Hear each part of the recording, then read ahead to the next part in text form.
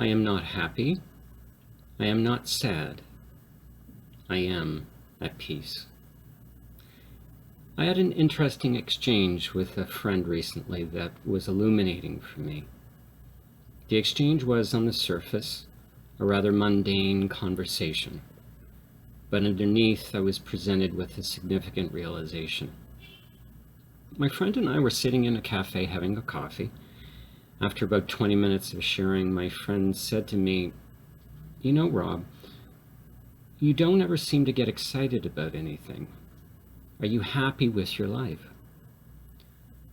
As I took in my friend's question, an immense peace came over me. I may describe the sensation as joy. I paused and, looking at my friend, said, "You know, you may be right about not getting excited about much. Perhaps I have unconsciously imbued the symbolic Buddhist teaching about the middle way, to live one's life between two extremes, in this case, between elation and despair."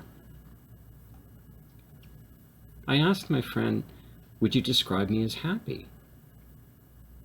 "Not really," my friend replied, "but nor would I describe you as sad." My friend went on to share, "You smile and laugh a lot, but there are also a lot of times you say nothing and seem disconnected. You simply don't respond to things most other people do." I repeated my question, "Would you describe me as happy?" "I don't know," was my friend's response. "Well, how would you describe someone who is happy?" I asked. "Well," my friend went on, "someone who is happy shows that happiness in an outward manner through their communication, both verbal and nonverbal." "What does this happiness communication look like to you?" I asked.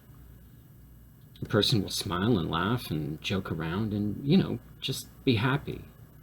My friend looked a little bewildered at my question. "Earlier you said I smiled and laughed a lot. Am I not happy then?"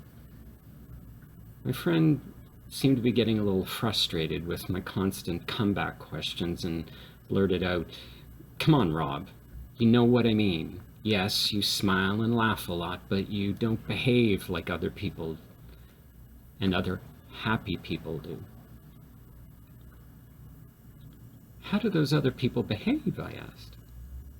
"They get excited and animated," was my friend's reply. "So in some ways you see me as happy, but in other ways you do not?" I asked. "I guess so," said my friend. I thought at this point I would explore the other side of this happy-sad equation with my friend and asked, "Do you see me as sad?" "No, definitely not sad. You never seem to be down in the dumps or depressed or worried or even bothered by much. How do you do that anyways?" I smiled and laughed at my friend's question. "May I ask you another question?" "Sure," said my friend. "Do you see me as at peace?" I asked. There was a momentary pause, then my friend tentatively said, "Well, yes. I would describe you as someone who does have a peaceful way about them." "So," I said, "I'm neither happy nor sad. I am at peace."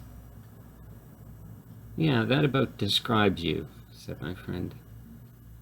I smiled. "Well," I said, "then aren't we all blessed?" The objects of our happiness and sadness are nothing more than some form of idol, something we choose to replace our relationship with our true self, with the divine.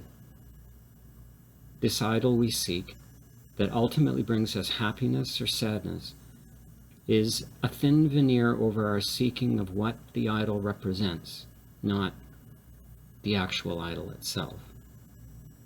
Usually our outward search is for something to make us happy. When that happiness isn't found, our quest for happiness turns to sadness. But the sadness, too, is a sought-after state of being, an unconscious punishment for betraying our relationship with the divine and an attempt to appease our guilt for that separation. The peace we so long for is not found in happiness manifest from anything outside of us. That form of happiness searching will always lead us toward sadness. The middle way between the extremes of elation and despair offers the greatest potential for peace. We need neither seek for happiness or sadness. The absence of both these states leaves us in the middle, in peace.